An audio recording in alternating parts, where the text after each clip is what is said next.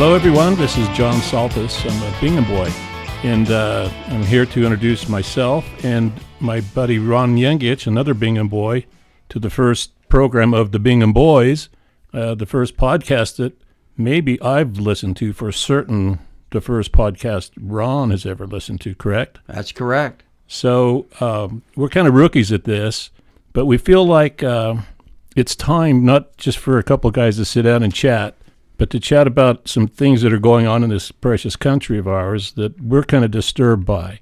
And it starts with me, and I'll let Ron do his in just a moment. Starts with me thinking aloud right now that there's just no strong voices of support for certain tenet beliefs that we grew up with up in Bingham. There's no strong voices with not just support, but in opposition to the forces that are trying to shut voices down. And we particularly feel that way, at least I do. It's especially true among the Democratic Party, that there's not a strength there any longer that can stand up or has the will to, and it's starting to even fall apart among certain Republicans. Well, we're not going to be just political here, but that's what begat this idea to let two old guys from Bingham who grew up in a whole different environment than almost all of you to tell you a little bit from our experience what we think we all can do and build together, and we're going to have fun doing it. Yeah, I think that the idea behind this is growing up in Utah, and John and I are both baby boomers, and we grew up in a time when there were pockets of democratic resistance throughout the state of Utah. You had places like Bingham and Eureka and Ogden and Price and other real enclaves of very strong belief in working people and what it meant to be working people, and to accept people from other different places and accept them for what they were, but also honor what they came from and what they came to this country to do and to what they came to achieve for their country. And that's been hijacked over a period of time by people like our president and even some in the Republican Party here in Utah that have taken the attitude that we grew up with. And we're going to talk a lot about that, what we grew up with, to indicate that really the Democratic Party has lost that in Utah, in fact, given it away. And the National Democratic Party continues to give it away on a national basis because there are flyover zones now where they don't believe that they can get elected to anything because they've given up on it. And I think that that's what we want to talk about and maybe get other people to think about it. The greatest growing group of people in America across the nation and in Utah are people that don't vote, that don't feel like they have a voice. We'd like to at least engage people on that and why they should get back involved in the political process and in the journey that we intend to take, that we hope to talk about a lot of other things that may interest you as well. Yeah, and this begins where we began. Ron and I are from Bingham Canyon. For those who don't know, it no longer exists, basically. The canyon itself kind of begins currently where some people may know where Copperton is, but that wasn't really part of Bingham itself. But from that point forward, all the way up the canyon for miles, were 10,000 some odd people living, working in that mine up there. And 9,900 of them were immigrants. That's who we grew up with. My family is Greek, three-quarters Greek is what I am. 1906, three of my grandparents came through Ellis Island and eventually settled in Bingham Canyon, and they settled in the little town at the top called Copperfield. Copperfield is where many of the Greeks lived, almost all of them. In fact, there was a part of up there called Greek Camp, and across from it was the Japanese camp, and beyond up the hill was where a lot of the Mexican families lived in Dinkyville. There were Germans up there in Copperfield, way up in the Ochre Mountains. Ron is from the other side of the canyon. He grew up in a different fork called Highland Boy, and Ron will tell you about that in just a moment. But throughout the canyon, was like Ron was saying, was an entirely different environment. And we grew up where the Republican Party would have their annual convention in a phone booth. We knew no other way other than to be a Democrat or to be a blue-collar Democrat, to be the son of ethnic parents, to take funny foods and candies and desserts to school and everybody mock you. That's how we founded our being, because we were different. But we had a voice, and that's what Ron just said. Our country has lost contact with that voice, and we want to make sure that all of us like that, and all of them to come, because this is a nation of immigrants, have a heard voice. Yeah, I think that the idea that there's an attitude about being a Bingham guy or a Bingham gal. And I moved out of the canyon when I was still in grade school because the mine had eaten up the area where my family lived. I mean, they gave my mom and dad notice to leave the house that my grandfather had made. He didn't own the house. He owned the actual wood, but he didn't own the property it was on. The company owned it. And when they decided that they were going to expand, we were told to leave. And I remember that time very, very well, even though I was little. And there is a sense that those are really my roots. Even though I grew up in the valley and went to Jordan High School, those are the real roots that I'm stuck with. And the other thing about it is that part of the deal with coming from that canyon is that Thomas Wolfe was right. You can't go home again. We can't. But I think what we want to try to do is to bring back the idea that you can be different. You can come from various parts of the world, and we can, I guess, John, reflect on the beauty of that. Well, more than that, all of that and then some. Everybody I knew, like I said, virtually everybody I knew, and I have to quotation mark that because my grandmother was LDS. My mother's mother was pioneer stock. So, I mean, handcart. And so I got all corners, in other words. That small percent, the other side, I knew that just as well. But Ron, like I was teasing in a little bit, tell us a little bit about Highland Boy. Who lived up there? Was the Serbs, Croats? Yeah, I mean, Highland Boy was divided into some places. It was really the uppermost point of the canyon. And then over Sunshine Peak, which I could see every morning when I woke up, then you went down into the Tooele Valley. And there, right next to where I grew up, there was a entrance to a mine. I played in that entrance as a little boy. OSHA would have a heart attack with what we did and what you did, John, down in lead mine in the city and walking along the railroad tracks that went into the mine and playing on them. And we went. There was sand at the entrance of this mine, and it was cool there on summer days. And I would play there as a little boy and I'd try to avoid the mine rats. And it was just a different world. And up in Highland Boy, part of it was called Frisco. That's where the Italians lived. That's where our house was basically. And there were a lot of Croatians, there were a lot of Italians, a lot of Puerto Ricans came to that area too, and a lot of Mexican people, a lot of Basque people. And the amalgam of those people became family to all of us. We'll talk about some of these people over the course of this. But for example, the Osaro family, who are Basque, come from the Basque country.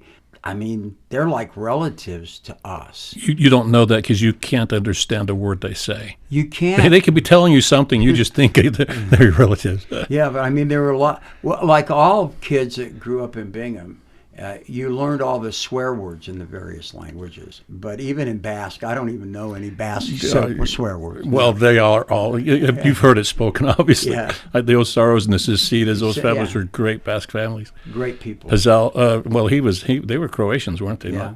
But that's what I heard. And any morning I woke up in lead mine, I could hear 5 hellos or good mornings in 5 different languages. Right.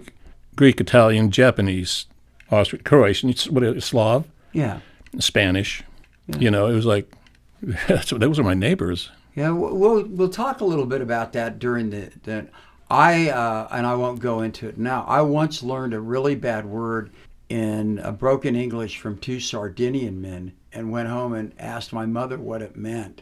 And My mother lost total control and told me never to use that word again, and then walked out to where these men lived. They lived by us, and you could hear her yelling at them in her native dialect in Italian, because they understood that, and never to do this again. I've heard that story many times. I don't remember it myself, but I've heard it so many times it's like I remember it. I'll tell you the Greek word that was kind of derogatory, but it wasn't a swear word, unlike the one that you and I are most familiar with. The Greeks called the native population here analatos. The Greek word for salt is alati. So on in front of it means without salt. Without salt, meaning they're pretty boring. Right. No spice. Right. And that was the word. And if you heard that spoken like that, then you knew what they were talking about. It was derogatory. It was also dismissive. Like, they don't even dance. Yeah, they right, don't sing. exactly. They don't. You have no rhythm. Yeah. Right. We'll talk a little bit more about this, but the other thing is that those people were discriminated against a lot, but you know what? Ultimately, I realized is that they didn't hold it against the people. My dad, and I said this on my mother and I were on a documentary about Bingham, and we both told the story about the people up in Highland Boy referred to LDS people as white people. I mean, it was, and so did people throughout the canyon. The immigrant people said that about them. And this isn't going to be a podcast where we put down the LDS church, because there's no real reason. I'm rated to half of the Uinta Basin. Yeah, and I married into it, and happily I did so, because I love my brothers-in-law and I love their families. But at that time, the prejudice was so great. And yet all of these people from different communities, and it's not like they got along 100%. There were no kumbaya moments. There were inter-immigrant issues on occasion. But the one thing that locked them together, and I guess that's why we're doing this podcast, is that they had, I would say, one thing in common, and that was that they were here to make a better life. Oh, yeah. And not just for them, for their prodigy and all their generations to come afterwards. For me and you. Right. That was what I always heard from my grandfather, who lived to be, he was a pioneer, if you would. He came here in 1906. He was 20 years old. He lived to be about 95 or something like that. So he never went back to Crete. And in his entire life, so he was one of the first one to come young and one of the oldest ones to live. Saw it all. Yeah. And I heard all those stories. I didn't meet one of my grandmothers and two of my grandfathers. They all died before they were 55. They all died, as so many of those people did that worked in the mines, because of what they called miners' con at the time, and various cancers that they picked up working there. I mean, they literally died for us. Well, we're going to have chances in the futures to do some talk about the origins of the union movement, the labor movement in Utah, and how closely your dad was to that, my grandfather. But right now, let's do something a little bit. We wanted to both do this. Let's talk about why we're doing this and who we do it for from Bingham Canyon. Want me to go, or you want to talk about your dedication of a family member, somebody from Bingham who was prominent? Yeah, I think that we're going to do that every time we do this. Okay. And I mean, it's only fair that you talk about your parents. My mother comes from northern Italy, a little town called Sospirolo, which is about 100 kilometers north of Venice. My mother's family are what they call Venetian, people from the Venice area. And my grandpa's name was Spunga, Bartolo Spunga. And that leads me to believe Spunga means sponge in Italian, and in their dialect particularly. And so what it really means is that at some point during the history of my family, they were probably sponge divers off the coast of Venice. My dad's parents came from Croatia, as many of the people from Bingham, and a lot of them came from the area of Gospic. Where men are big. Yeah, men are big. Well, not all of us. I mean, a lot of us are short too. But the fact of the matter is that they came here, and they came here for just a simple reason. My grandfather, Mike Yengich, Mila Yengich, he came here, after my dad and his brothers had made a little bit of money, they asked him if he wanted to go back and see his family. This is before World War II. And he looked at him and said, no. All I knew there was hunger, fear, and cold. I'm an American. So he was the Colombian of his day? Yeah, kind of in a way. But I mean, and he did love America. I mean, he was the only one that became a citizen. None of my other grandparents became citizens. Right. And my story is similar. I mentioned my grandmother. She was, I heard the same phrase, I don't mind saying it. She was a white girl. Mm-hmm. Her last name was Caldwell, and people that do genealogy can look up that name and figure it out. So I'm the descendant, and I was always proud to say this, by the way, and unlike most of my friends at the time, not just my friends, anybody in politics even, some of our political leaders would deny that they were descendants of polygamists, right. And I go, no, I am. I really, and I'm kind of, I got to be honest about this. I'm from the fifth wife. Without polygamy, I wouldn't exist. Right. I'm not defending it. He, in fact, was not in favor of polygamy. He resisted it for a long time, but then I think during some Indian wars or some Black Hawk, there was a proclamation to take on widowed wives and their children and so on, and that begat his entry into polygamy. That's the Caldwell side. One of his granddaughters became my grandmother, Vera, and she was one of the women who married Greek men. When my grandfather came from Crete, there were no Greek women here, very, very few, two, and so there was no one to court with. And so eventually some of those guys married into the local culture. Some are long gone. They've left the Greek culture 100%, others immersed, and I'm one of that side. But that left me with, when the Relief Society would come, my grandfather would go smoke cigarettes and have wine in the back, and nobody really cared because after he was gone, and they all smoked cigarettes and had a glass of wine, so who did kind of got away with it. But there are a lot of jokes in Utah about that very thing. Yeah, so it was kind of funny, but he was a Cretan, and as a Cretan, he grew up under the dominion of the Turkish domination of Crete for 400 years. He was at the tail end of it. His father was the Greek word is andarte. He was a partisan guerrilla, and he fought, and he's kind of recognized in the area of Crete where he's from. It's an area of Kanya, a village called Gavalachori. But he came here and assimilated into the kind of a mixed culture, and I grew up very, very close to him. And he told me every kind of story of terror that he went through in the early years of mining and all the way through it. My father's family, both of his mother and father were born in Greece near Athens. They're 20 miles from Athens, called Megara, which was once a very big, somewhat important city-state. And they came also in 1906. He did originally, actually, and then he'd go back to Greece and come back and go back, and he eventually brought their two young children with his wife. He was married. And so my aunt and uncle were born in Greece, and my grandfather on the Saltas side was born in Greece, and his wife. So he settled in Bingham Canyon right away, and then just in Copperfield. He had a grocery store up there. He was a bootlegger. All of them were bootleggers. Yeah, well, he drew the short straw. He could speak English before everybody else, so he was also the interpreter of letters back and forth. And my dad would tell me, oh shit, sometimes these letters or envelopes would come with black around it, so right. It's gonna be bad news, and something in there, and he'd read it, and the guys couldn't read very much, right? A lot of these guys were quite uneducated, and he could read English and Greek, so he was able to communicate both sides. He'd write them back, right, to somebody's parents or something. If something bad happened here, and it did. Right.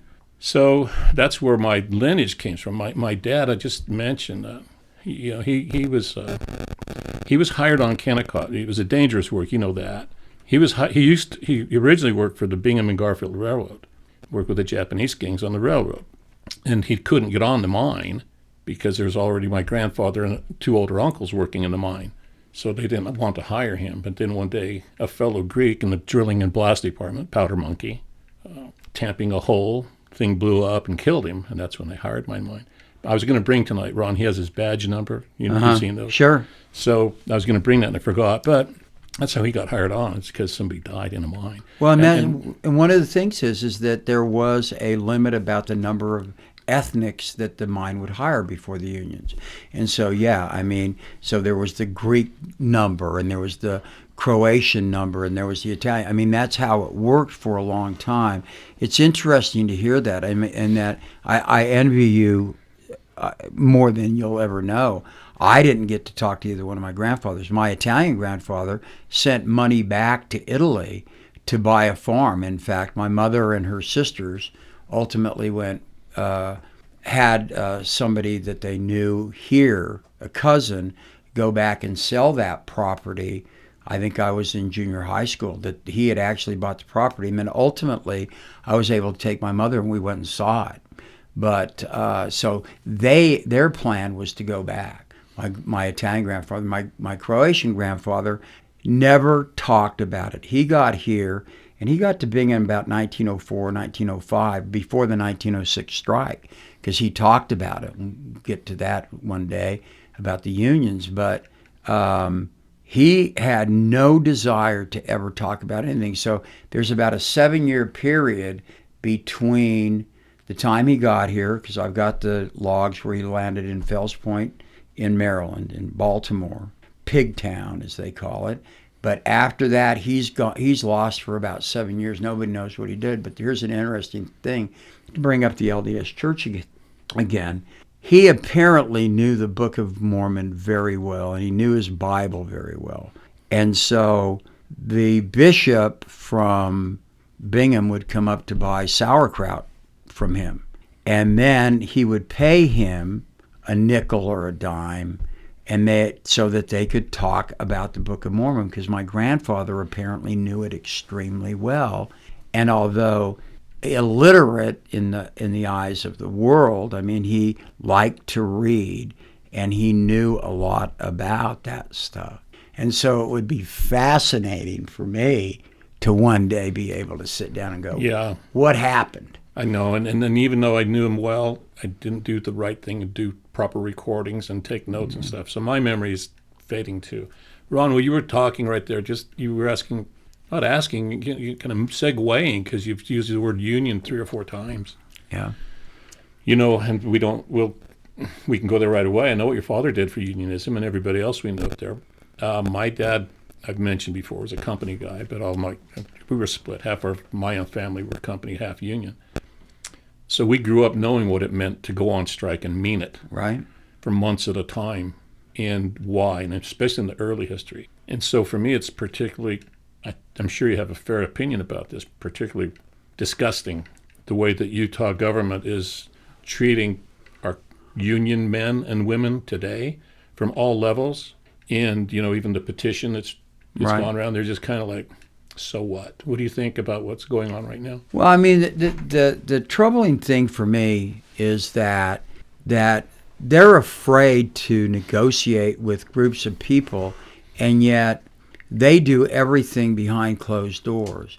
They're more than happy to give $992 million to a guy from Silicon Slope. And maybe Mr. Smith is a great guy. Maybe him and his wife are terrific people. They want to give $992 million so that we can develop an entertainment district in downtown Utah, downtown Salt Lake, and give it to a guy that doesn't even live here, right? Because he's one of them. He's a rich guy that they want to support. But they want to nickel and dime people that are teaching our children in public schools. Salt Lake and Utah had one of the best public school systems in America for a long time. We went to schools in Jordan School District. It was a great place to go. We had the best when you and I were in school. And part of that was because the law at that time said it was based upon county property taxes, and Kennecott paid a bunch of taxes for all of us in Salt Lake County. They want to nickel and dime teachers. They want to tell them what they can teach and what they can't teach. They want to make it a directive from them. They don't want to negotiate with people who are doing our dirty work. The police that have to go out. I'm a defense attorney for 50 years. Still am active in the bar, but I'm retired. People who give their lives, they don't want them to have a real voice. They want to say that you can trust us to treat you right. They don't want to give people that pick up the dead bodies on the street, or the people that are bleeding on the street, the first responders, the people that go into burning buildings to save people. They don't want them to have a voice as a union, which is all that is a collective voice to people that have power to give us a fair shot. And I think it's a joke. And I think it goes back to an attitude that exists not only in Utah but in the United States, that if we're wealthy, we can tell you what's best for you. Don't worry, trust us. Well, let me tell you something. As I sit here today in April of 2025, I trust none of those people. And that was brought home to me my entire life by my father, who was a union leader, and he worked in the mine. He was a union leader at the mine, and he negotiated contracts with people, as he said, you go home and you're going to eat in the Stork Club in New York. Mm-hmm. And you want to nickel and dime me over me taking my kids to have a hamburger at D's. Yeah. I in lead mine where we grew up, I had, like I said, 5 different languages in a space of 1/4 of a Salt Lake City block. We had 100 people living there. In homes, my home was the size of a postage stamp, the size of the side of a nickel. So we grew up in that environment, watching guys when they'd go on strike and get so hungry. They had like one tomato plant growing in their yard, and watching it with like tender care to get one more tomato. They went up in the hills and would shoot deer out of season to feed themselves. Some of whom would even go to the extreme danger of being a scab and hike up in the mountains high up, way around, and then sneak up into the mine to work a shift to get paid as a scab. And they knew the risk on both sides of it. That's how desperate they were. These were good people. Their children were my classmates. And how can you turn your back on them 50, 60 years later? And yet I know people who have. No, people that we grew up with. No kidding. And it just kind of grinds me the absolute wrong way to know people that are right close to where certain immigrants are today. They're a hairbreadth away, behaving like the people who treated our parents and grandparents so horribly. There's a movie that came out last year about Mother Cabrini, and it's a great movie. And it isn't a proselytizing movie. It's about this little nun who came from Italy just to help the poor Italians in New York, who were persecuted not only by the power structure, but also my church, the Catholic Church, the power structure in the church, who didn't want to offend the wealthy because they were getting money from the wealthy. It's a beautiful story, and it's true, because I've read much about her, and that movie hits it, as in cinematographic terms, particularly right. That's how these people were treated. And you and I have friends, people we love, people that we worked with at Kennecott, because both of us worked up there, that worked at Kennecott, who are, and let's just get the cat out of the bag, who are Trump supporters, who are supporters of our Republican legislature and our Republican governor, who want to turn their backs on working people and somehow have been co-opted into that. We're going to talk about that a lot during this podcast. And it isn't to put down the people that we know and still love. It's to say to ourselves, and maybe you as the listeners can answer us too, how is it that you can come from that and then support people who do not give, excuse my language, a goddamn about you? They don't care. They're the people that my dad said eat at the best restaurants, and they don't give a damn whether you eat or not. I remember as a little boy when we struck, because it was the families that struck. It wasn't just our dad. Sauerkraut and polenta and canned beans and stuff like that. And we were fortunate to have it. And the stuff the company pulled on the strikers, bringing in the county sheriffs in the 1906 strike, bringing in the National Guard and killing people. That is the stuff that is the potential for it remains if you don't understand that it's the working people that make it. And we've talked about this. Yeah, your dad worked for the company. My dad didn't have a bitch about that. If you rose up because you were smart enough and good enough to become a boss with the company, those guys that were still working, they didn't have a bitch about that. You can take that to the bank. Every night, quite often, my dad would be down at the Moonlight. I'll talk about that in a little while, what the Moonlight is, with Fiddle O'Sorrow and John Stanuga and Siatovic and Joe Dispenza or Sam Dispenza. All those guys would still play cards, and my dad was the only union guy, but they all got along. And it wasn't about that he had a job different than them. Half of them made more money than him because of overtime, which the union guys struck for and got the right to earn. Right. So, it wasn't about that. I think what America became is that we had a different scorecard. My grandfather from Crete, his scorecard was very simple. Be honest. Right. That was his scorecard. Today's scorecard is how much money do you have in your 401k. So that's the wrong score, because you can put money in your 401k by cheating, by betting right on the stock market, by not doing things that create jobs or opportunity for people, by not paying proper amount of taxes, by not paying for school systems and so on. You can keep that wealth, but it's the wrong score. We all need a different scorecard for our society to succeed. We had a different scorecard at one time. Honesty, integrity mattered. Being a good person mattered. It no longer seems to matter to some people. It's obvious. Who's in the White House? A felon. My goodness. Well, and the thing about it is, that's a great way to put it. I had never thought about it in those terms. There's another scorecard that goes along with honesty. Don't cheat, steal, or lie. As a lawyer for all these years, I went to many ethics seminars and even spoke at a number. It gets down to something that's really pretty simple. You don't cheat, steal, or lie if you're a lawyer. You don't. Trump has had people that are liars and were willing to lie for it because they thought they were going to better it. I've told young lawyers that go into private practice all the time, if you want to maintain your integrity, you better be able to prepare to watch money walk out your door. Just walk, because they want you to do something that's unethical.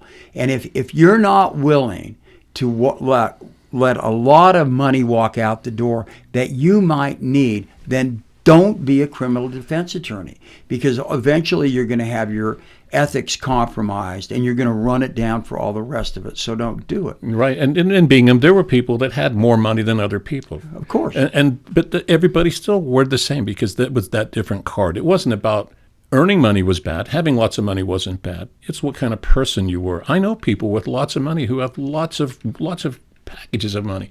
They're good people too. Unfortunately, they're far outnumbered by the ones who quietly just go along and think that they're better than somebody else just because they have a... And I'm not talking about being envious or jealous. That isn't it. You can just see how they behave. They are not honest. The reality is, and when we talk about that town, you have people like John Creedon, who was the publisher of the Bingham Bulletin, a great man. I went to high school and junior high with his daughter, who's a wonderful lady. Just really good people. John never used the forum that he had to run people down or to extol the virtues of anyone because he was going to get more advertising. I think that would have been anathema to him. He wasn't going to have somebody tell him that if you run this story, I'm going to kill it because I'm not going to advertise with you again. And that was the attitude there. It wasn't a perfect place, but the beauty of that, mining towns, railroad towns, and river towns are my favorite places in the world. Literally. You think of Green River, Wyoming, mm-hmm. and Louisville, Kentucky, where I went to college, and Bingham and Price and Ogden. Those are the kind of towns when you walk down the old Main Street. You see the whorehouse in the middle of the street, right? You do, and everybody knew, and everybody kind of understood. And as you were talking earlier before we started today, and 50 Main Street in Bingham Canyon. It's a pejorative term now, but that's what it was called. Okay, a house of religion. And I can't turn that back. I'm not going to be a woke person that's afraid to be woke, and I'm not also going to be of the mind that if you just take somebody's picture off the wall, it changes history. Right. It was what it was. It was. We may not call it that today, but they did then. But that was the term then. And I'm not defending it or whatever. That's what it was then. But the other thing about they donated to the baseball team. They did that type of stuff. And the other thing is, when you talk about Bingham, you have to use some terms that are offensive in a way, but not from where we come. The Greeks lived in Copperfield. There was Greek camp. There was also Jap camp. Okay, and you didn't use that. I know. You didn't. I understand, and I understand why we shouldn't. And yet, we both knew people that came from there. Frogtown was the place where French people lived, and so we mentioned the Osaro family. Great people. I mean, hard-working people. Manuel Osaro's nickname, everybody knew him as Spick.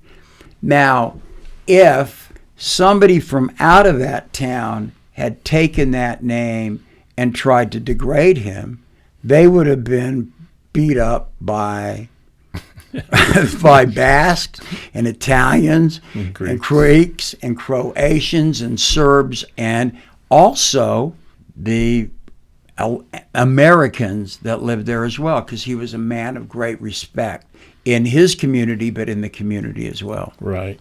Speaking of respect, did you feel like, as a Catholic who is, I don't want to reveal this about Ron per se, but it is true, Ron is a very devout Catholic, an usher at the Cathedral of the Madeleine, and walked through 40 days of Lent recently with all of the rituals and so on to go along with the beautiful traditions of Catholic.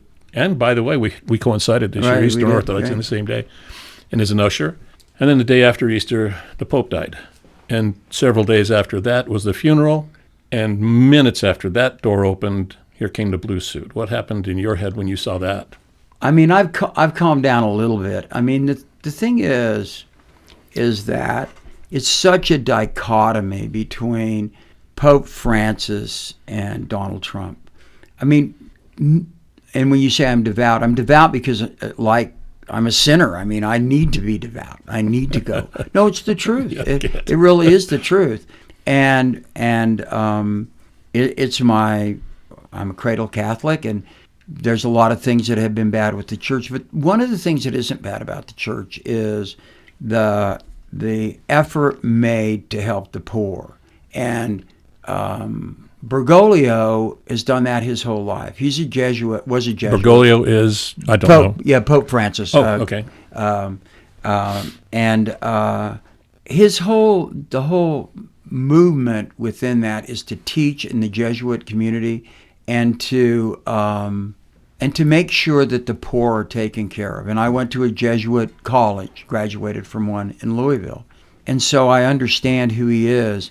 To compare him with Donald Trump, who is, and I say this not with a lack of respect, but with just as a factual basis, who is a fraud, who has never worked a day in his life, who's cheated working people out of every penny he could get out of them, who has lied and wants to claim that somehow he is beloved by everybody in the Catholic Church, because he basically said that the other day. And to compare him to Pope Francis was just so offensive. And then to wear a blue suit. Ultimately, it's not a big deal. But he did that on purpose. He did it, and he met with Zelensky on the marble in St. Peter's Basilica on purpose. Everything is a photo op with this guy. Everything is about him. Nothing cannot be about him.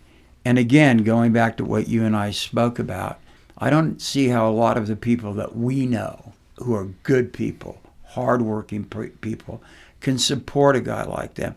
Because here's the deal. If Donald Trump walked in to the Copper King bar in Bingham in 1960, 1958, 1942, and said that he could do to any woman what he said, the guys there would line up to kick his fat ass, and they would have been justified in doing it. That goes back to how you treat people. You can make a mistake, but you can't take the attitude that you are so far above everybody else that they can do that. And like with your grandfather and mine, that's what they lived through. There were people who believed they were able, and they actually were able to do that with other men's wife. What's even funny to me, not funny's the wrong word, but what some of the guys that back then would have punched him out support him today. Yeah. It drives me crazy. Yeah. The guys that I know watched that kind of behavior. I put out a couple bar fights because I was in the bars for a hell of a long time. And you know what a tough guy is, you know what a weak person is, and you figure that out. And it's not all about how well you punch, it's how you behave and what you do to people. Trump is really not a tough person in that way. He's got a strength that I can't deny. He's got a strength of commanding a room. He's got a strength of fulfilling, I can do this, I will do that, but with no plan, which is really freaking stupid to me. But, you get hurt by doing that. Throwing the first punch and not knowing the other guy's got 7 coming. Right. That's what he did with the tariffs. I'll punch China Exactly. and Mexico, and here come the counter punches, and he's not prepared for them. So you watch that, and some of the guys that would have kicked the shit out of him at one time are kind of going, he's my man. He's doing what he said he would do. And I go, no, he's not. He's doing what he told you want to hear because you have a fraction of interest in this guy because you really aren't a fascist, but you are supporting him for the reason that benefits you. But you're alongside the fascists, which in the saying, what is it if you have a dinner with, how did that go? 10 people and one of them claims to be a fascist, you're in a dinner with 10 fascists. Right. So, so he somehow is able to pull it off, these little fractions of support. They're not little any longer, that really don't have anything in common. But the thing about it is in the American DNA, there's an aspect of us that wants a tough guy leader, okay? And we can talk about this later at another time. The Democrats conceded toughness as a visual a long time ago. And I think that they did it for the right reason.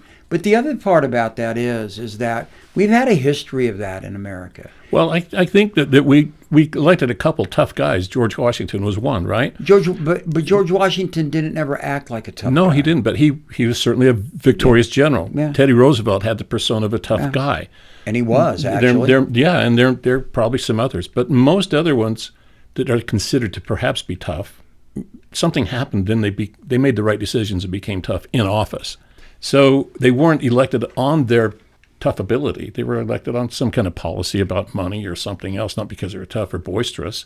So who else was a boisterous braggadocio? Well, I guess there are plenty of, I don't know history as well as you do. But Huey Long? No, in America's presidency. Okay, well, I mean, you've got... Just not a big list. There's not a big list, but there is this. There have Johnson was kind of a tough guy. Well, he thought he was, but I mean, it doesn't even have to be the presidency. It's the people around the president that carry that. There is a P.T. Barnum aspect of it too. It's not just being a tough guy.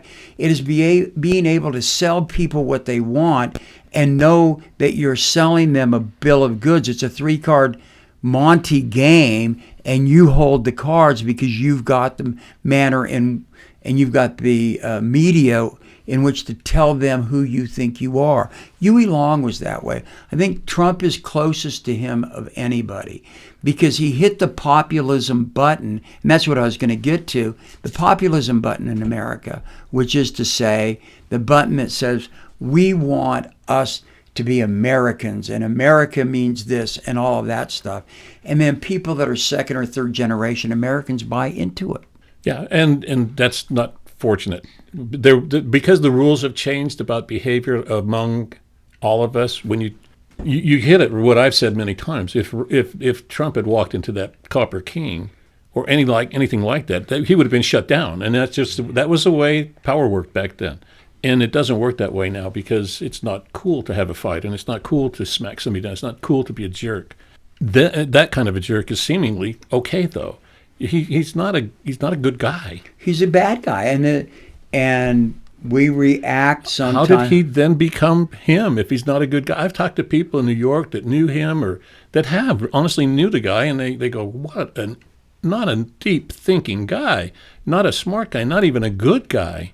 How does this happen? I think a lot of it has to do, I can't explain it totally, but I do think it goes back to our history. And maybe we haven't elected a lot of presidents that are way, although we've had some really dumb presidents in the past. Buchanan wasn't a genius, and Millard Fillmore wasn't, and there are others along those lines. But it goes to something, like I say, it's in our DNA. We want people that talk tough. Let's put it that way. We like that. The war that you and I we didn't serve in the military during the Vietnam War. That war was a war of tough talkers, Westmoreland and guys like that, and some of the people in Congress. They talked tough. We were the country that won World War I for the West. We won World War II, and we stopped the Chinese in Korea, and no one was going to, not these Vietnamese people were going to be able to beat us. By the way, I think today is the day that Muhammad Ali made the statement about no Viet Cong ever did anything to me or whatever. I ain't got nothing against no Viet Cong. Right. I don't have nothing. A time for a different discussion about who he really was, too.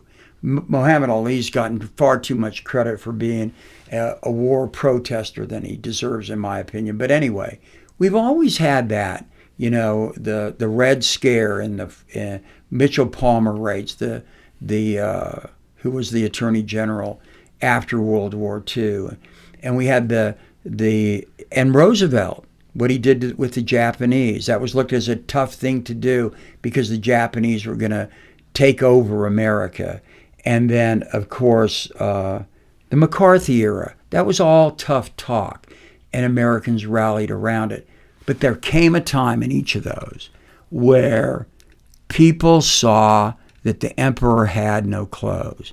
And I believe that day's got to come for Trump because they're seeing it now. Their 401ks, all of our 401ks, are going down because of his stupidity. His own people are losing their money. Elon Musk is losing his, okay, and seeing what it's like. And so I think that there comes a time in America, I have hope in America, because I think there comes a time when those people see it and go, we were wrong. It's hard to find that hope at sometimes because people that we sort of have faith in for a little while, classic example in Utah is Governor Cox. Right. There was a time when, there's two examples, and it's his predecessor, John Huntsman, too. Right. Well, he preceded him in the chair. But John, where's he been? He was a presidential candidate. He was an ambassador to China, ambassador to Russia. Does he got an opinion on anything? Because I don't even hear him speak up to Ford or GM or whoever he's working for now, but he's on a board of one of them. Come on, man, speak up. Even if you speak up and say, I support Donald Trump, just freaking say it. No. But he's quiet. Why? A guy like that.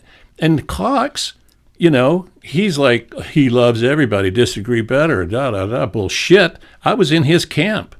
And as a Democrat, thinking, okay, we finally have a Republican in here. I can kind of it'll be okay. First chance he had, he goes to Arlington and spits on the grave with the president, a photo opportunity, and has never looked back. And it's really like, what in the hell happened to that guy? That guy that offered hope and promise to every kind person in the world, because he seems like a kind man. I agree is with that. Actually a spider. No, it's true. I mean, but you want to know why?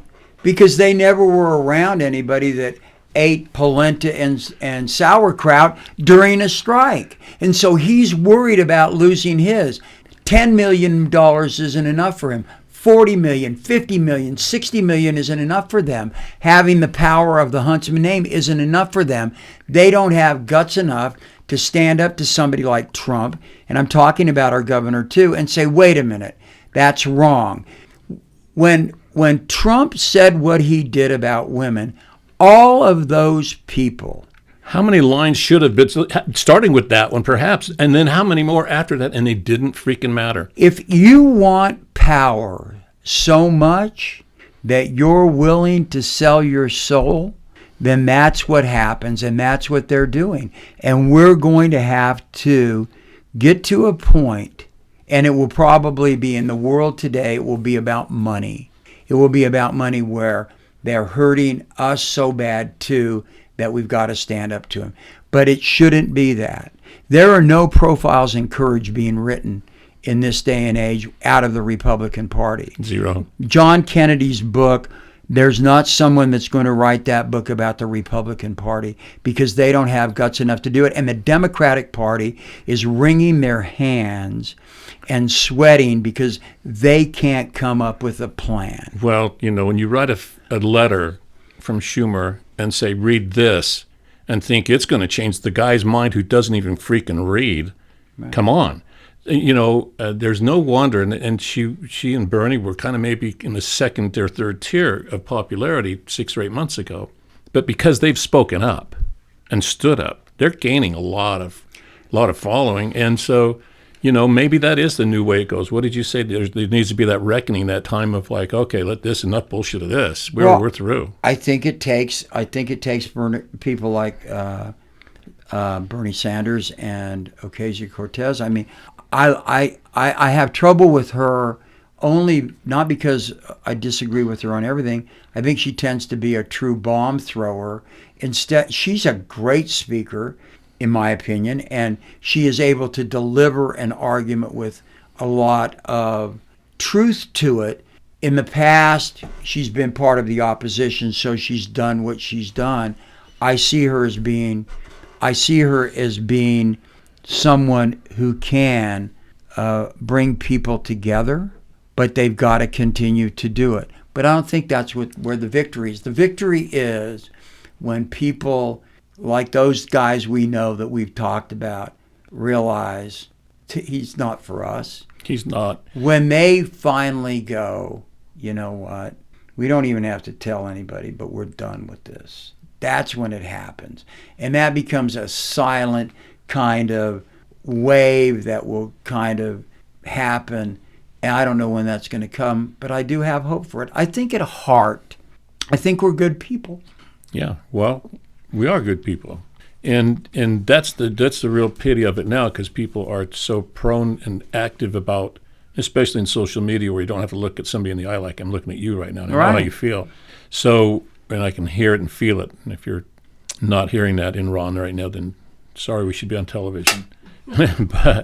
but we have been taught and programmed to not like, in recent history, of what I see as recent history, one of the things that shaped my life was the movie South Pacific.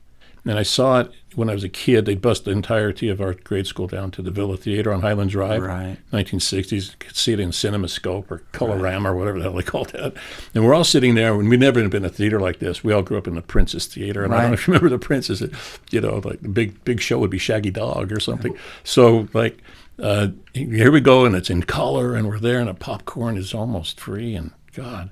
And it's so cool to watch, but it's a very, very strong, sentimental, strong story about anti-racism. Right. And the song, you have to be carefully taught. Right. That is like, I can still watch it and hear it, and I just go, you got to be shitting me. We knew better then. We were children. Right. How did we get untaught? Because we knew. We were being taught to love and to honor and to obey and to respect our parents, and we unlearned that.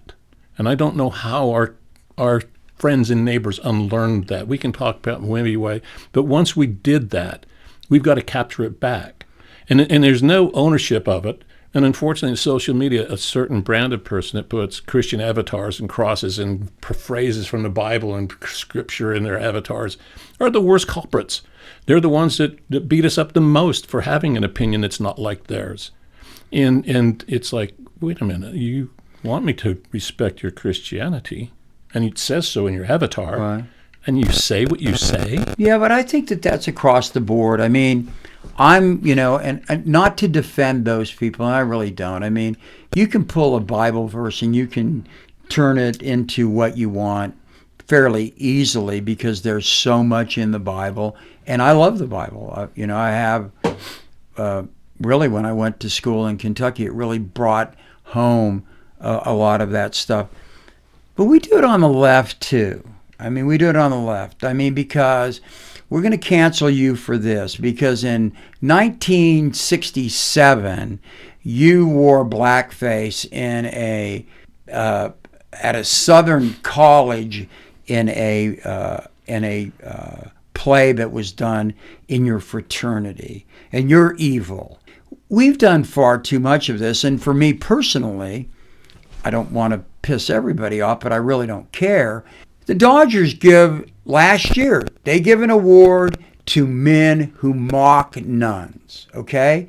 You want to piss a cradle Catholic off, make fun of nuns, okay? Seriously, they do that. And then you go deeper into it, and you find these are the same people that have videos of men sliding down the crucifix on top of Jesus to give immoral sex. Okay, we're giving awards to those guys.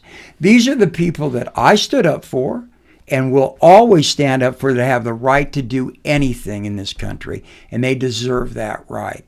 And yet, I never heard any of the gay groups, people I know and love, that are in leadership positions say, we condemn that. We don't want to do that, okay? And so I think one of the problems from the left is we're so quick to call everybody out, including morons like Marjorie Taylor Greene, which we should. I think it's time we start calling a few of our own people out and say, if we're the political group that wants true freedom, which means respect for everybody. That's why we're doing this podcast. We had respect for other people's cultures. That's what I was taught. My dad told us, believe in where you come from. Let other people believe where they come from and honor it. On the left, we don't do that at all, okay? Being a Christian doesn't mean that you're perfect. In fact, it's just the opposite. It means that you're not. So any Christian that tells you that they're perfect, they're lying, because that's not what it talks about. And so that's where I kind of pull back. Well, that's understood. And there's obviously every one of us have a line, and some of us have grayer, wider lines. But what you've just said is absolutely true. The left needs to look inside of itself as well. I would not deny that. And I think you spoke to that. And there are many, many examples of why and how that should be. But it will not discontinue to annoy me, because I'm on the other side of it way Right. too often by the people with the John 3:16 stuff, and they're spitting all over me. And I look at their website, and they put pictures of dogs and stuff on it like they're good people. But every chance they get, they shit all over somebody on Facebook. And it's like, I don't go for that. Well, you shouldn't. I mean, I don't mean to say that. I mean, I don't mean to say that they should. I mean, that's where Pope Francis said, who am I to judge? Who you want me to talk about gay people? Well, who am I to judge who they are? And so the Christians that are judging people, and this is what a priest told me one time, they haven't read the Bible. They haven't read the Old Testament. They haven't read the New Testament. People that that are prejudiced against people because they simply come from another country or a different color, they haven't read the Bible. And it's just not the New Testament. Deuteronomy is full of rules about how you treat the alien amongst you. And they're not talking about Star Wars. They're talking about the people that were coming there to work in their country. There are numerous rules about Judeo-Christian treatment of people that aren't us. And Christians that do that clearly don't get it, and they're doing it for political purposes. Yeah, 100%. I will confess to something that I've said many times, but I'll confess it on here. Much of that is rooted in where my youth was, because I was kind of if you will, I explained, I had two sides of a culture inside of me. But in school, I definitely remember it wasn't, other kids had it far worse than I did. But, on photography day, if the photographer didn't do a very good job developing the film, some kids looked darker than others and Right. were mocked for the rest of the year because their grade school picture in fourth grade, they looked like, something that they weren't. And only based on that little tinge of color and overdevelopment, those kids got pilloried, you know? And watching that, and it was coming from as you said earlier, the white people. And so it was like, you kind of go, well, wait a minute. I remember at one time in school that you had, back then when you do it, it was the way they did it. You'd fill out these forms and you put your name, put your address, put your race. There was only 2 squares, white, black, and then it had a line that said other. One time I'm taking and doing it, I go, geez, what's other? And I put brown. Look at me. I got a healthy tan. And somebody mocked me. Like, brown? What is brown? That's not a race. Okay, so the next 3 years it comes around and white, black, or other, I just put white. Another person said, you're not white. And I'm going to tell the teacher. To me. Really? And it's not even a race. It's a color thing, like you said. And so those kind of things, when kids in grade school level, in high school level, there's a certain way that certain religions pray, standing or sitting or honoring, or how they phrase certain things. Christian, Catholic kids or Greek Orthodox kids who do the sign of the cross. And other kids go, what? What are you doing? What does that mean? You guys aren't Christian, or you're disrespecting something because this is the way you're supposed to do it. And so from very early on, there was a cultural part of Utah that taught that they knew the right way to teach their religion, and everybody else was wrong. And so, that's kind of permeating today. As they've gotten older, they've forgotten that, no, we actually got along. But you can't resist any longer. You still can't resist the urge to say you didn't grow up and you still judge people. Right. We all got to be careful about that. I mean, one of the real things that manifested me to want to leave Utah was every assembly that I went to at Edgemont Elementary, Sandy Elementary, Mount Jordan, Jordan High School, there was a prayer. I wasn't troubled by that there was a prayer, but it always was done in the way that Mormons do their prayers. No one stood up there and made the sign of the cross. There wasn't a Hindu up there or anything. And I finally left. I would not go to assemblies. I got in trouble with the principal. He goes, why? I go, why don't you have somebody that says a different kind of prayer?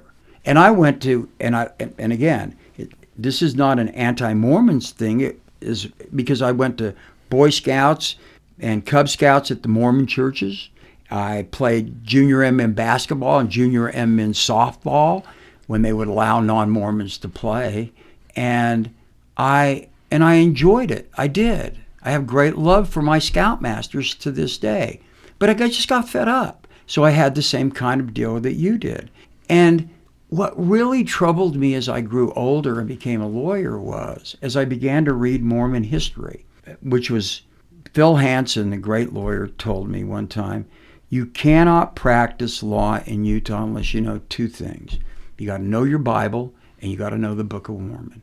And so I read them, and he would talk to me about them and that, and I did know it, and he was right, because I was able to argue to people. But the history of the Mormon people is one of unrelenting prejudice against them, unrelenting attacks on them, physical and other attacks. They should be honored for the strength of character and faith and belief that brought them here, okay? And knowing that history, you should never be prepared to not just not denigrate someone, but not stand up for them. That's the part. And that's the part that we lost, and that's the part a lot of people like you and I have lost, because they are now the people that live the good life, okay? And that's the problem. And that's what we'll be talking a lot about in this. It's probably time that we kind of segue into the real core of what's good in life, and that's a cold beer, maybe. Yeah. But no, growing up here, I think there's a little venting, both of us, a little bit about our upbringing, not just our upbringing, but why we became this way. And like I said, I walked 2 sides of that fence for a long time. Sometimes I'd hide one side, and sometimes I would brag about it. And oftentimes I was just as guilty in terms of being like, judgmental. But today, I really don't care what somebody's faith is. I really go back to the real simple Bingham rule. Are you an asshole or are you not? Right. And then that's kind of it.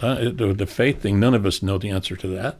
So judge back or learn back from where you came from. You said it right. My great-great-grandfather, their family was one of those, moved from Missouri, then to Nauvoo, then joined the Mormon Battalion. I'm a descendant of that, but I can't join the descendants of the Mormon Battalion. What do they call it? The Sons of the Mormon Battalion. I can't be one because I'm not a member of the faith, but I am one. In fact, of the several people I know who are descendants of the Mormon faith, they're kind of like me. We're all kind of like, we like a whiskey just like those rural LDS guys did. The deer hunt season, go drink. Have a cup of coffee. Who cares? But some people did care, and they were the kind of ones that left the negativity of like burn on their classmates or the children of their classmates. When kids can't play with their neighbors because you got a Folgers coffee cup, and get out of here. We experienced that, but again, this is where I always come from. But there are a lot of those people that change too. There are lots of them. No, I know. You know where they are? They're a lot of those people changed. I've watched it. They changed. You can see it in the history of the gay pride movement in Utah, because it used to be a very small parade. It used to be a very kind of like esoteric kind of gathering. It used to be like, dare we go out and reveal who we are, to a moment where some of the biggest corporations in Utah are now, or were up until recently. We'll find out in next month if they still will attach their name to this woke movement or whatever. But they did change, but they didn't ever admit it for a very, very long time. And they finally did, and they marched alongside. These are good LDS families and good religious families of all faiths, marched alongside their children for the first time, and they did that for years and decades. I hope it continues. Well, I do too. Because you're right, they did change, but they spoke up. They turned that knob that you talked about, like, it's time. This isn't a good way to be bad. Let's be good. What I'm witnessing in America today is going back to the bad. People are afraid, and I mean, we can wrap it up. I'll give you the last word. People are afraid. I've got letters from my grandparents in Italy in the late 20s to my grandpa and my grandma that I had translated. They're wonderful. And they use code words about the fear they have of the fascists, how afraid they are, literally afraid.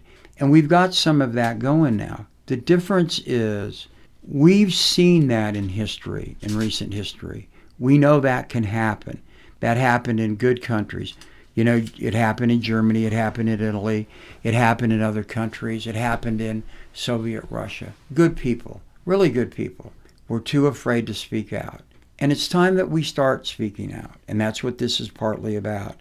It isn't that we're always right. You and I both made a lot of mistakes in our lives, and we haven't been perfect. You can speak out both ways, and there's an axiom of conflict management. It's when people are silent, you need to worry. People are shouting at each other, at least they're speaking to each other, and you can move off of that needle. But when people are silent and they're sitting back and afraid, nothing good comes of that. People have to, and I hope that we encourage people to, not agree with us per se, but to start talking about it, and really start talking about it in the terms of, what's your history? Are you the people? Did you come from people that are being deported today or would have been deported back then? Are you coming from people who just want someone who says the right things but does nothing for you? Are you looking that hopefully you're going to hit the lottery so you'll be a billionaire too? It ain't going to happen. This country is a great country because it is a melting pot. And it's a melting pot that also leaves the flavor of all of our cultures. And it isn't the same place without that. And that's kind of where I think you and I come from. That's where I've been. And I know you've been there. Just along that line, I know that what many people feel is everything is anti-Trump, and that's the only thing. And maybe here's where I draw the line. Maybe there's some good movement within MAGA that everybody needs to listen to, who doesn't want to be better. I think it's a false argument, but who doesn't want to be better as an American? We all do. But do we want to go to the extreme of hero worship and singularity and authoritarianism and oligarchy to make it better. I'm not crossing that bridge at this point, and I hope people come back to the other side where you can combine real honest integrity and conversation between left and right, if you will, conservative and liberal, all groups, all ethnicities at the table, at the same table, and working it out, not by a domineering, if you don't support me, I'm going to pull the contract. I won't support, that kind of stuff. That's like, nah. That's happened in history too many times. We use the word too loosely, one thing the Democrat and the left side does, way too much is they're too loose with the word Nazi. Fascism is a movement, but Nazism is a 40-year-old episode of that movement. And so it's really kind of a tingy thing. I had uncles fight in Europe. I had lost a family, my dad's uncle, to Nazis in World War II. My mother's side, when you mentioned my grandfather, during World War II, he sent goods to Crete. And when we went there 20 years ago, they were 60 years removed from that and thanked us immensely for saving their lives. That's how bad it was for the Cretans during that period of occupation by a foreign country. And they were Nazis. But today, Germany learned from that lesson, and fascism didn't go away. Hopefully, Nazism did. But don't think fascism can't re-exist. But it doesn't have to be in the form of calling our friends and so on Nazis. I kind of don't like that. No, I agree with that. I mean, I've called Trump a few words today. It's tit for tat, and that's probably wrong too. But on the other hand, it just gets back to the idea that know who you support. Know what you're putting your support to, and that goes for Democrats as well. I mean, and again, we're going to have some other podcasts to talk about this and some other segments. But I think it's just think through what is really happening, but also don't forget where you come from. If you forget where you come from, then you're dishonoring the people that got you to where you are. I truly look at that. I mean, I have an obligation to my grandparents and my parents. I really do. And I let them down. Even as an old man, I have let them down, and a lot of times, too many times. But at this point in my life, the lessons that they really taught me are the lessons that I want my grandkids to understand. And I want them to understand that up front, that you don't live your life alone. There is no such thing as a self-made man. Another reason to dislike Donald Trump. He's not a self-made man. He was born on third base. But the people that brought you to where you are the people that deserve to be honored by your actions and your dealings with other people. And you can't forget that. Right. Let's have a beer. All right. So anyway, the beer town, and this is like, what would you call it? A commercial break or something? Yeah, we'll do our commercial break. And so we are brought to you tonight by the Moonlight Gardens, the wonderful bar in Lead Mine, Utah, not far from the house of John Saltas, where you can come in and have a beer at any shift change, a cold beer, go out into the little garden if you want to, and smell the copper that is at the precipitation plant in Bingham, and then revel in the joy of knowing that you too are a Bingham guy. Yeah, we would. I grew up above the Moonlight, basically, like feet away. The alleyway that descended from the stairs that went down to street level from our home, House of Copper on one side and the Moonlight Gardens on the other side, narrow alley that you really took your life into your hand because there was so much broken beer bottle down there. But you'd occasionally find a diamond. When you'd pick it up, you'd cut your fingers. But it also smelled of piss.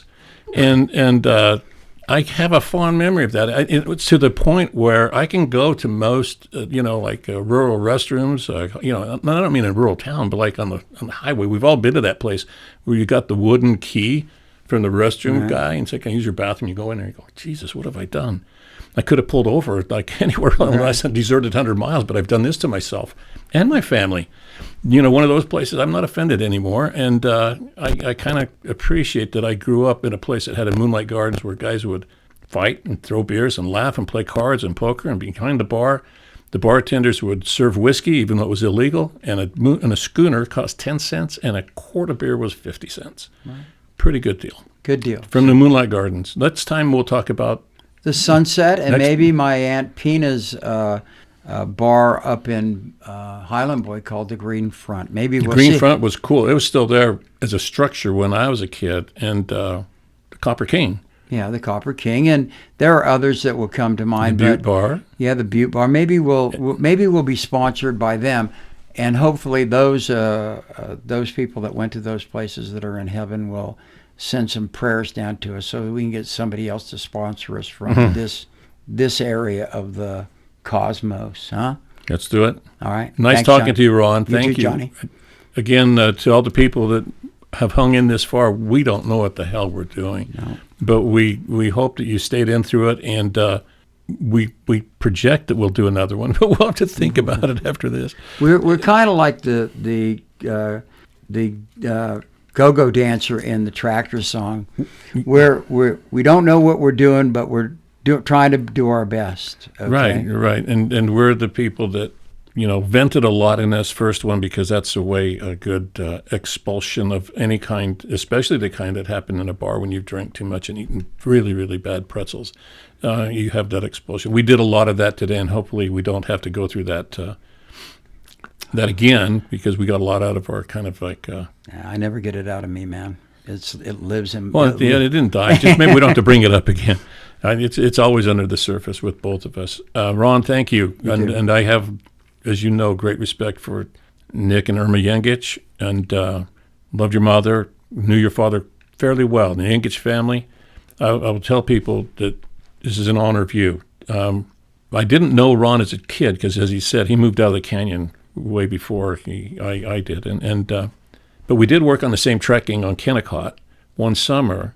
We would safely say one of the best summers of our lives. It was a great time. Yeah. Vietnam vets on the gang and hoodlums and all kinds of stuff. But there was a day when I kind of not knew who Ron was. Were you on the same gang as I? I don't remember. No, our gangs were working together. Yeah. Yeah, and we get out there and we're moving rail because of a bigger job and tamping ties and spiking ties and all this kind of stuff. Well, we were on college gangs, and the guys that worked up there as full-time guys during the breaks and stuff, they'd go nod off, smoke a joint. Well, actually, most of the college kids smoked a joint during the break. But you wouldn't see those guys, but the college kids tend to open a book or something and would just start reading. And there was a kid reading one day. By the way, he's a super Trumper right now, but at the time he was a super hippie. I guess maybe he still is, but he was reading, and he asked somebody near him, hey, what does this word mean? And people all around him, college students, were going, what is it? And the word was Legerdemain. Oh. And I'd never heard the word. I'd never seen the word. I'd never pronounced the word with more than 3 or 4 syllables. I didn't know it was a French word. I go, what in the is he? What word is that? And it went around the table or around the shifter or something, and nobody knew the answer. And you were like off in outer space, weren't even paying attention. And somebody said, Ron, what's Legerdemain? And you didn't even look up. Sleight of hand. Sleight of hand. And I go, that son of a bitch is smart. No, I just knew a word. Yeah. No, I mean, it was like we all kind of go, wow. That was a moment. Yeah, that's interesting. I don't remember that at all. Yeah, well, you were the curveball, not the home run. Yeah. So, like for us, it was like, wow. Well, we'll have to tell some stories about working on the gangs. I worked there 4 summers.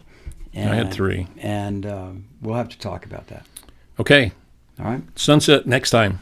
Thank you, everyone. Thank you, Ron. Thank you, Johnny. By the way, thank you to Lara Jones of KRCL Radio, expressly to her for she's been a sweet friend of mine, a good friend of mine since the late 1980s. We lost a friend yesterday, John Paul Brophy, who we both knew very, very well. And Lara has mentored Ron and I through this little part of it. Out of the blue, she said, hey, by the way, Bill Frost has a couple microphones. And I go, no shit, Bill worked for us for 20 years, Bill? How long? And long time. And so we're sitting in Bill's home right now, and here's Bill sitting over there being Bill. And I've always thought Bill was just one of the most clever people in town. And he's helped us through this process too. So Lara and Bill, love you both. Thank you. And to my good friend and I guess it took you by surprise, John Paul Brophy. No, that's too bad. God bless him. And before we lay back to you about your family, I knew your mom and dad and knew of them, and great people. I mean, we're both fortunate to come from where we do. Isigian. Okay. How do you say in either Italian or Croatian? What would you say? You say ciao, or you say in Croatian. School? No, it's like stolat, which is Ukrainian, but in Italian you say, I forget. You know, We'll say buongiorno then. You say, yeah, you can say anything. All right. Thanks. All right. Okay.